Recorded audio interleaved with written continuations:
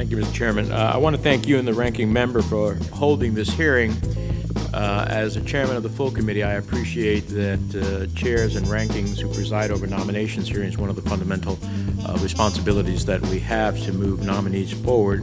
And I appreciate those of my colleagues who have fulfilled that duty during this work period.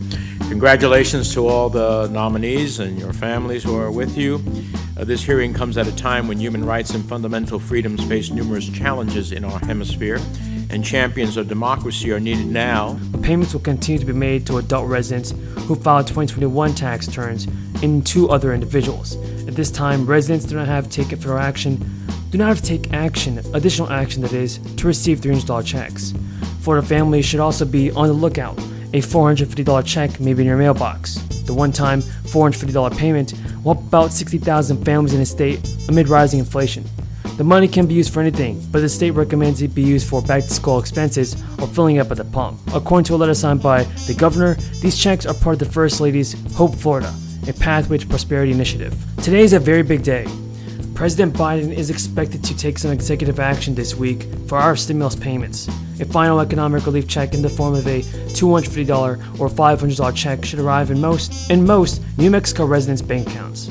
As the state looks to wrap up its program aimed at helping residents battle back inflation and gas prices, the latest August rebate marks the third direct cash payment from the state of New Mexico this year. And unlike July's rebate, the latest will not be tied to income levels. The money in the August rebate program comes from a one-day special legislative action. During that session, lawmakers and the governor passed a bill authorizing direct cash payments to tax filers and non-filers statewide, targeting high fuel costs and rising cost of goods and services. According to New Mexico Tax and Revenue Department, the August rebate will go to roughly 800,000 New Mexico residents who either filed taxes in 2021 or apply to take part in the rebate programs. Single filers or those who filed taxes individually will receive $250 from the state, regardless of income. Joint filers or head of households will receive a $500 payment from the state, again regardless of income. Just like the last time, the so-called August rebate checks should be going out to bank accounts very, very soon. And if you don't receive a direct deposit, you will likely get a paper check. Now, according to CNN, the Biden administration has forgiven around $10,000 of student loan debt. Now, the plan is similar but not identical to early proposals weighed in by the White House. In May, the Washington Post reported that the Biden administration was already considering this. And now the U.S. Secretary of Education told NBC that officials will make a decision on student loans. President Biden has repeatedly extended the student loan repayment moratorium and offered target loan forgiveness for attendees of certain schools and other borrowers. Now, 59%, that's the percentage of Americans who are worried that student loan forgiveness could worsen inflation, which hit a 40-year high in June. According to a new poll, 32% of respondents say they support forgiving all Americans student loans, while 34% want loans to be forgiven for people in need. Representative Webster. Thank you, Chair, and thank you, Secretary, for appearing. We really appreciate it. As you know, the revenue from the Highway Trust Fund is not sufficient to meet the transportation needs, and so over the years, since maybe 2007, 2008, we put money in, and that money is being spent. It's going to be spent up again here in the next few years. We'll need to do it again.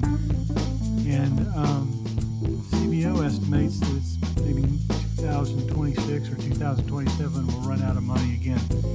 The administration, though, is focusing on promoting electric cars and on, has championed a gas tax holiday.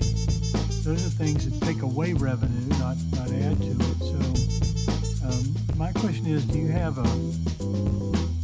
something that wouldn't negatively affect revenue that we could kind of put our teeth into, that would rebuild what's there, including maybe something that would tax electric vehicles?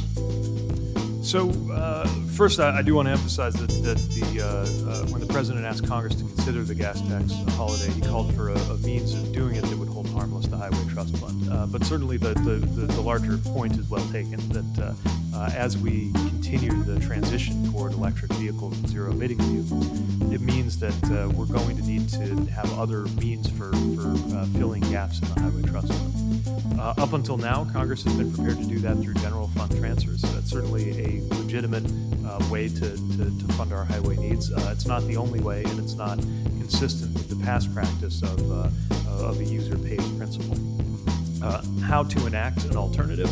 These are the kinds of things that the FAST Act law provided for exploring in the pilot. Some states have begun doing that, and pursuant to IIJA, there could be more work in that regard too. I think that will get us more technical insights, but I think ultimately this will be not a technical decision, but a policy one, and that largely comes down to whether Congress will continue to hold to the user pays principle or seek an alternative means for funding. Have you considered some sort of toll facility which every vehicle would pay if they had to go through the toll booth? Is that something that's an option? You know, I grew up in northern Indiana where 8090 is funded as a toll road, and certainly that's something I think we're accustomed to on certain heavily trafficked roads, especially if they were built or maintained with that in mind.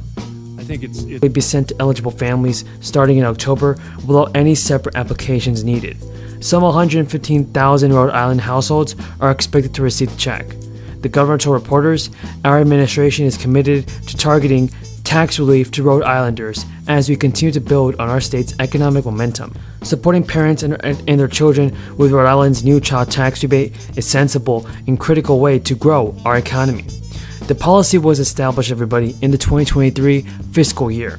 It will be administered by the Rhode Island Division of Taxation. The move comes amid skyrocketing inflation and stubbornly high gas prices, affecting many parts of the country. And now this is awesome news, as I know many people are currently struggling with inflation, especially with the rising cost of living. The State House Speaker has also noted that the state had a budget surplus and received federal funds to help pay for the program. To be eligible, individual filers in Rhode Island must earn $100,000 or less, and joint filers must earn $200,000 or less. Additionally, each resident must have claimed at least one child under the age of 18 as a dependent by December 31st, 2021 on income taxes. The gentleman from Texas is recognized. Thank you, Madam Speaker. I ask unanimous consent to enter into the following Joint Committee on Taxation analysis that shows that families earning $75,000 to $100,000 are 4 times more likely to have a tax hike under this bill than a tax cut. Without objection. Thank you. I'm proud to yield 1 minute to the gentleman from Tennessee, Mr. Kustoff. The gentleman is recognized for 1 minute. Thank you. I thank the ranking member. Madam Speaker, I rise today in strong opposition to what the Democrats called the Inflation Reduction Act, which is really the Inflation Expansion Act.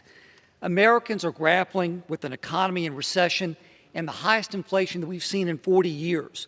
We're experiencing worker shortages, empty grocery shelves, and higher energy prices. Now congressional Democrats are doubling down on this out-of-control spending that led to this economic